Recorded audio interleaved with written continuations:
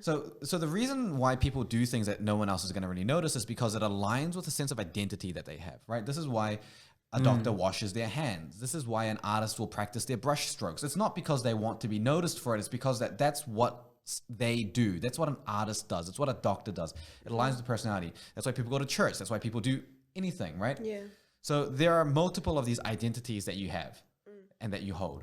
And so what this is really talking about is when it comes to perfectionism, it's what are you a perfectionist about?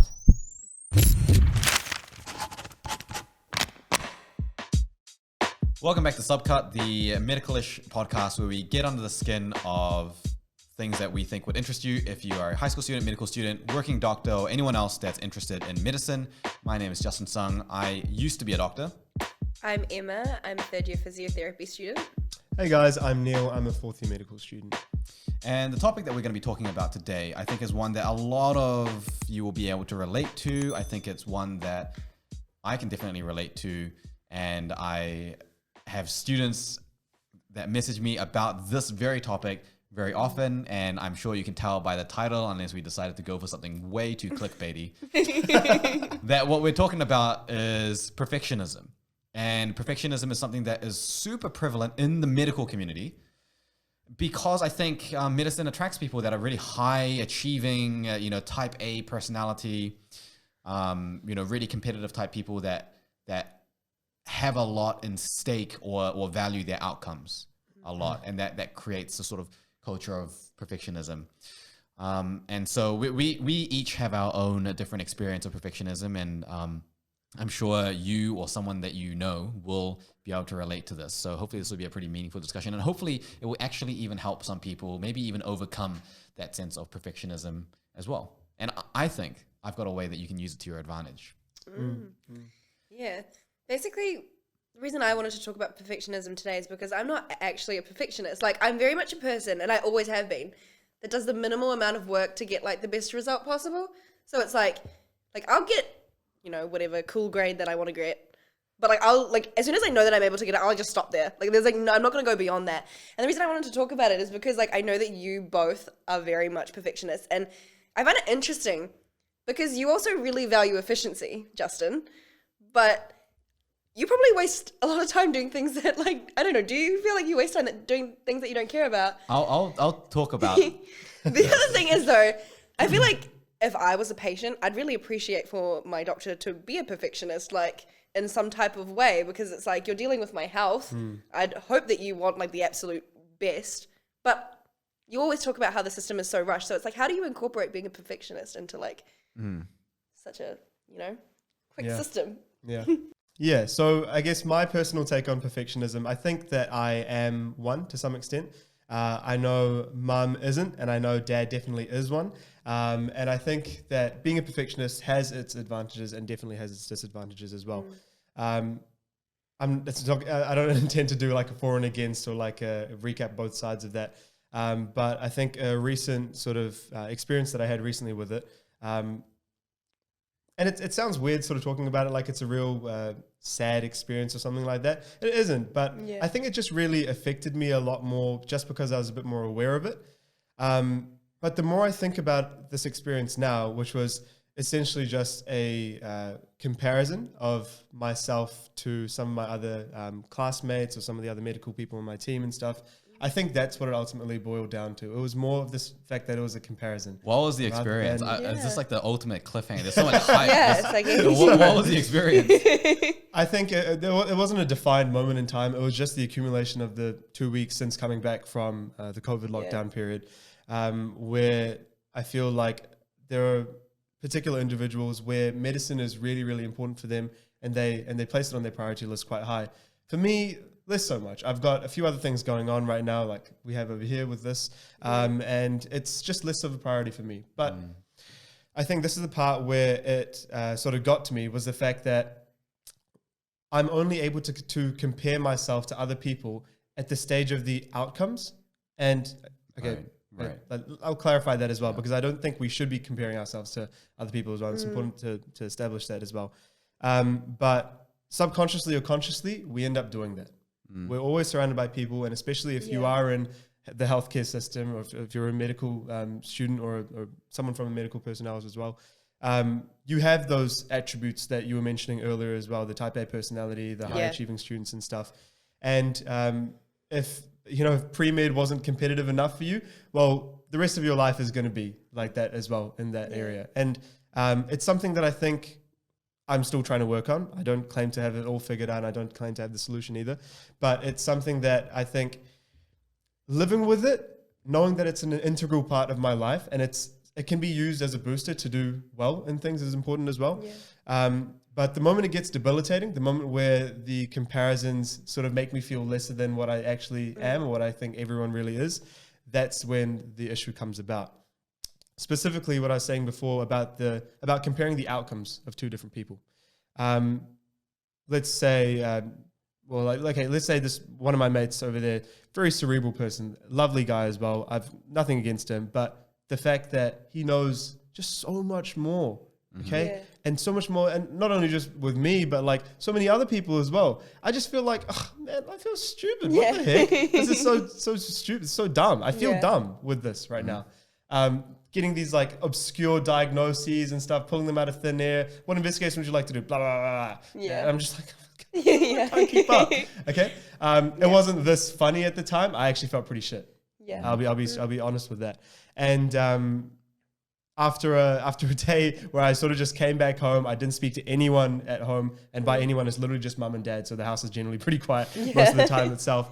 And that's super uncharacteristic of me because I'm a super bubbly, talkative person. You talk to your parents I think about everything. Literally.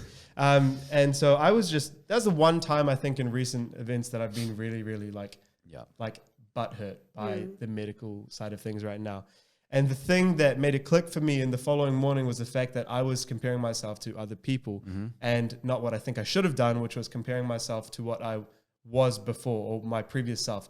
Sounds cliche, corny and shit, but you know what? It's important. It's true. Yeah, it is important. And with that, I think the layer underneath that itself is that if you're just comparing yourself to the outcome stage and not comparing yourself to the entire process that led to the outcome for whatever individual you're comparing yourself to, even if it is for yourself, then you're doing a disservice to yourself because everyone's different. Everyone's got different priorities. Everyone's got different challenges and barriers that have resulted and shaped the person that they are right now and the amount that they would know in a particular medical context, for example, in the case that I was at. And so me comparing myself to a person who's been through a completely different process, but I'm comparing myself at the outcome stage of things, it doesn't make any more sense. And this is just from a logical sort of like when I break it down, I think about it in that way. But the problem is I know I'm going to do it still. Even though I figured this out, I know I'm going to do it.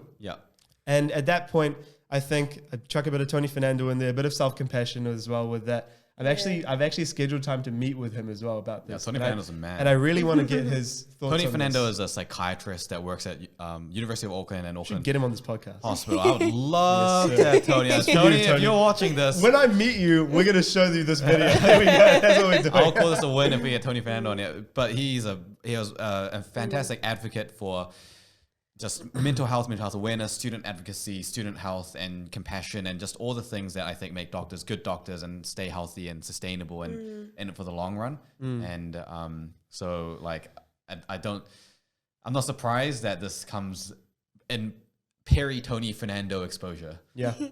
That's the thing though, like talking about comparison, like from the perspective of someone who isn't a perfectionist, like I look at people that are perfectionists and I'm like, wow, they just like put in so much effort into everything. I'm like, wow, like I wish I could be like that and stuff. And you kind of don't, like, only because I talk to you about it, I know how debilitating that can feel sometimes and how much it can get to you. So it's like from an outside perspective, it just seems like you guys are always just putting in such hard work because you're just like so passionate and it's like, you don't really see that frustration. Like, because I don't, like, obviously things get frustrating because you want to try work hard, but it's never to the point where it's like, you're just doing things that only you're ever going to notice. In a way, if you know what I mean. And I think that's where it comes down to. And if you are truly satisfied with just you knowing, and I think it's like combined with the whole integrity sort of thing and what you're doing when no one's watching, and how satisfied you are with that process and with the outcome that comes from that process, as well as the fact about how connected you are between your active focus on the process and your active result, and really evaluating if those two meet or if there's some sort of mismatch in between that as well. Because I think if you don't realize that, which is what I was pre-Thursday, which is when this happened, 3 days ago, then you'll get really upset. Yeah. And it catches you. This is not me usually. And like, I think a lot of my peers and stuff will say, oh yeah, super confident, nice guy and everything. He knows himself very, very well. It's common. Really questioned it. It's common. Really though. questioned Yeah, it it's this common. time. And the thing is, it's not just common, it's also natural in a lot of ways. Okay. So here's my take on it. Okay. For me, I really do consider myself a perfectionist. And yes, sometimes it does disservice me in that, like, like Renee will know, like I'll spend a lot of time, I don't know, like rearranging furniture or something like that. Like there'll be things that I'll do that are just like, this is not necessary yet. Actually, you've done that to me too. You'll be like, how's that? And I'm like, it's really not that different, but yeah, like, Yeah. And you like look so happy. And I'm like, yeah, I'm happy for you. Yeah, it looks great. Everyone in my life will resonate with that. So I do a lot of things like that. However, when I do those things, for me, that is kind of in a way like my relaxation. It's kind of like how people solve puzzles or things. There's Like a sense clean. of there's a sense of satisfaction with that. But the thing is that doesn't bleed into other parts of my life. Okay, I want to dive into something that you said before, which was that there are all these things that no one else is going to really notice. Yeah. So the reason why people do things that no one else is going to really notice is because it aligns with a sense of identity that they have, right? This is why a doctor washes their hands. This is why an artist will practice their brush strokes. It's not because they want to be noticed for it. It's because that's what they do. That's what an artist does. It's what a doctor does. It aligns with personality. That's why people go to church. That's why people do anything, right? Yeah. So there are multiple of these identities that you have and that you hold. And so what this is really talking about is when it comes to perfectionism, it's what are you a perfectionist about? And though it may not seem like it on the surface, I'm going to make a really compelling argument that links it to the idea of a growth and fixed mindset. I was just thinking the same thing with, So I was thinking more process with as well. Yeah. So a growth mindset, well, I'll start with a fixed mindset. A fixed mindset says that if you are dealt a set of cards, these cards are what you have to work with. That's it. It's fixed. There is no growth. This is who I am. So if you're not good at something, I'm not good. I'm not the type of person, people with a fixed mindset will often say, and I'm not throwing shade on anyone that's listening that thinks, oh, this is like a personal attack on me. Like, it's just a very common mindset to have. And if it's in your interest to change it, then, you can. So people with a fixed mindset often will say things like, I'm not the type of person that can do this, or it's not who I am, or like, I'm just not that, whatever it is. Someone with a growth mindset will say like, okay, this is the current situation. Now, what will I do to grow from it? Or where will I go from here? So the cards that I'm dealt with is what I start with. And that's a fundamental difference. So when you think back to why these two mindsets exist, what the research shows is that people with a fixed mindset often are praised on things that are very outcome based. When you do well in a test, hey, you did so well because you got an A+ or you got 100%. And the system does work and the like system does it, and parents will do that. A lot of parents will do that. So what ends up happening is that you have these, children who are constantly praised on their outcomes, not praised on the effort, right? But what should happen is, hey, you got 100%, but you were super lazy and you did not try. So that's not good. That's not good enough. Hey, you tried really, really hard and you got 40%, but you tried really hard and that's what matters. And that's so.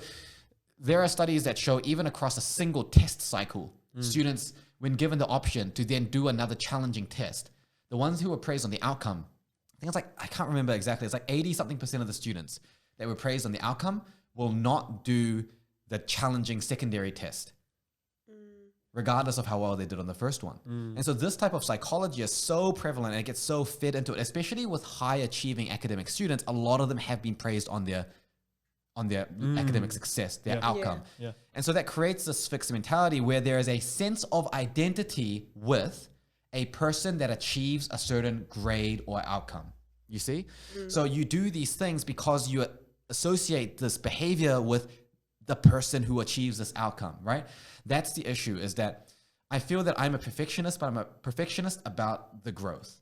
I'm a perfectionist about, I really try to think what matters the most right now to me. And I try to be a perfectionist about that. Does this current situation require me to be perfect at adapting and overcoming? Does it require me to cut my losses early And does it require me to have an imperfect outcome to achieve a better possible result?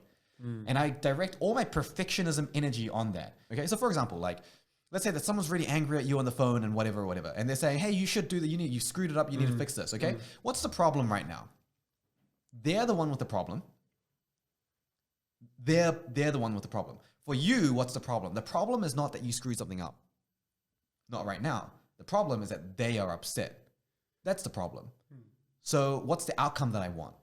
Outcome I want is for them to be happy again. So what's the process I need to engage in? That's where I'd put my effort on.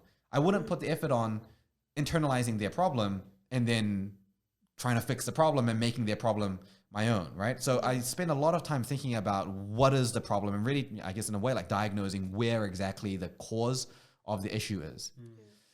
And then the other side is that I'll spend time, if I feel a perfectionism tendency towards an outcome, I'll spend a lot of time, really a lot of time, I'm talking, every day for weeks, maybe even months, internalizing and really thinking about, why do I feel this way? Where does that insecurity come from? If it's about the grade, I'll think about, why do I feel insecure about this? Is that what really matters? If it's about being a good doctor and I don't know as much, I'll really think about, does that mean that it makes me a better doctor to know more? What makes a good doctor? And I might cerebrally understand that it's not as important, but until I feel it, I will keep thinking about it until I feel it. And then when I feel it, I don't have that insecurity anymore. I now have a different insecurity. I've got an insecurity about something else that matters more. And for me, that's where my perfectionism will lie. So for me, I use my perfectionism and I feel it actually enhances my life. Flip side is that it can be quite tiring for people around me because of the fact that I'm always plugged in to something. And it always seems like I'm constantly, so, you say that from your perspective, it's always like I'm really working hard because I'm passionate about something. It's really just, I've kind of found a way to make that perfectionism suit where I want my life to head. And I'm pretty happy with that.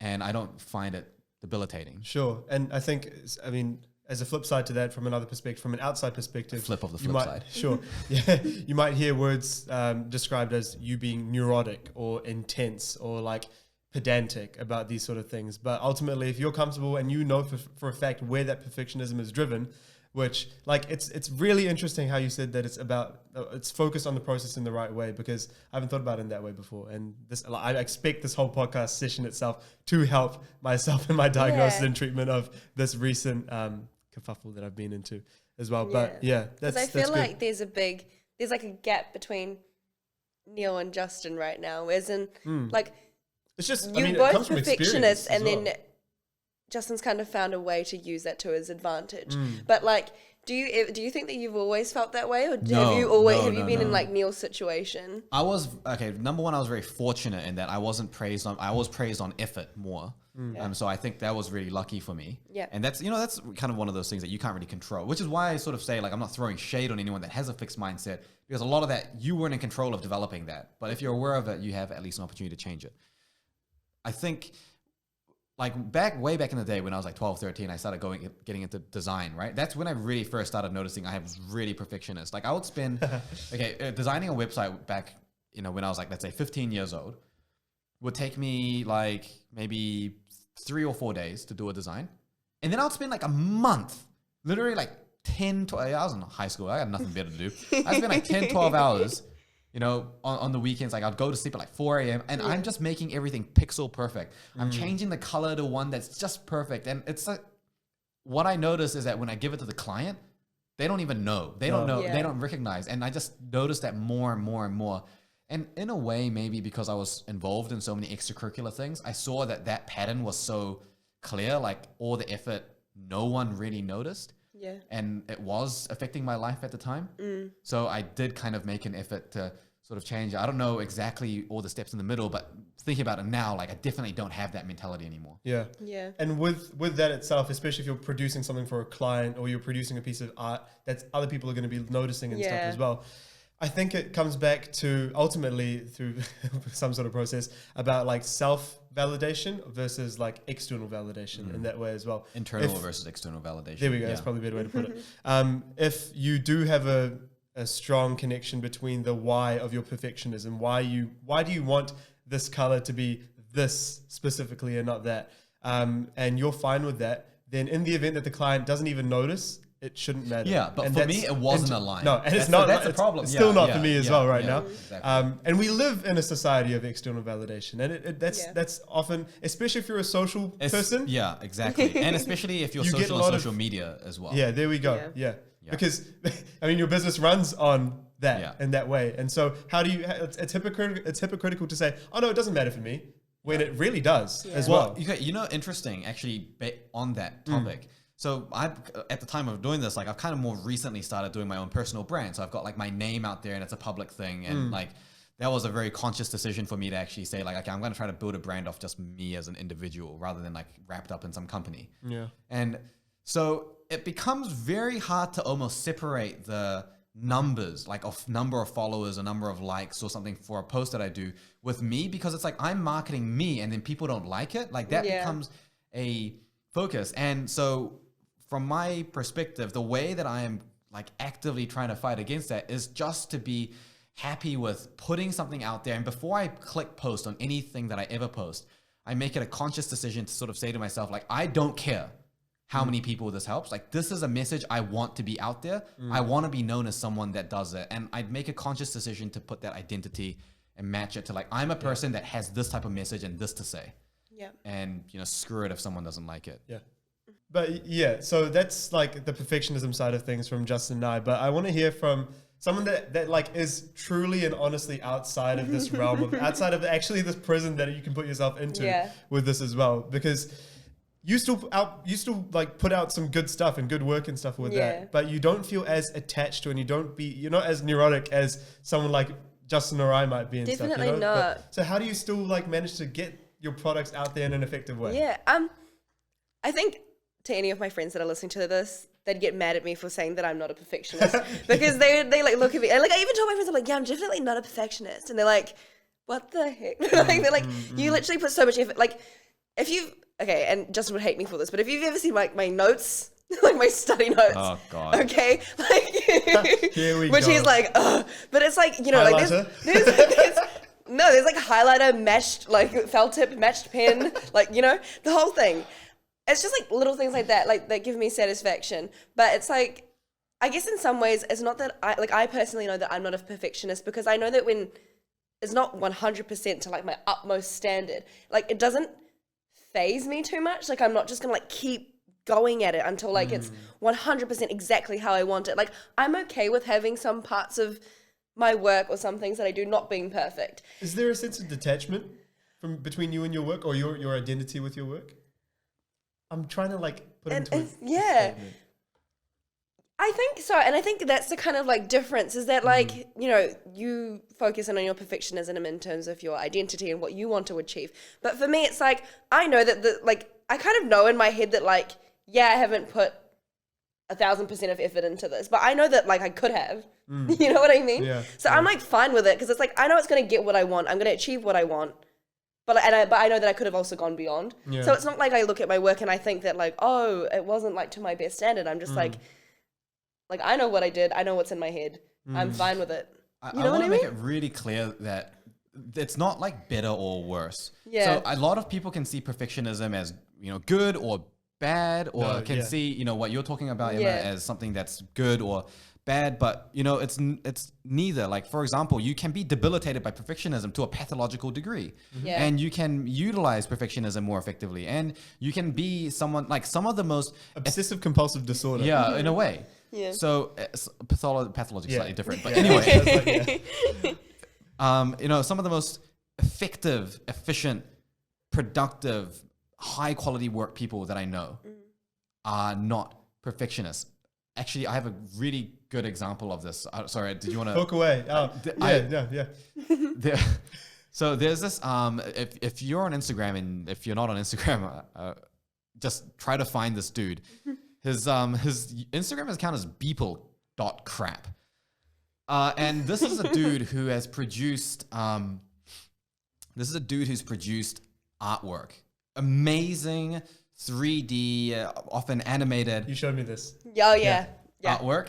And It's really strange some things, but real strange. Like, you know, go look it up, but it's weird. Beeple, it's like BEEPLE.crap. And anyway, or underscore.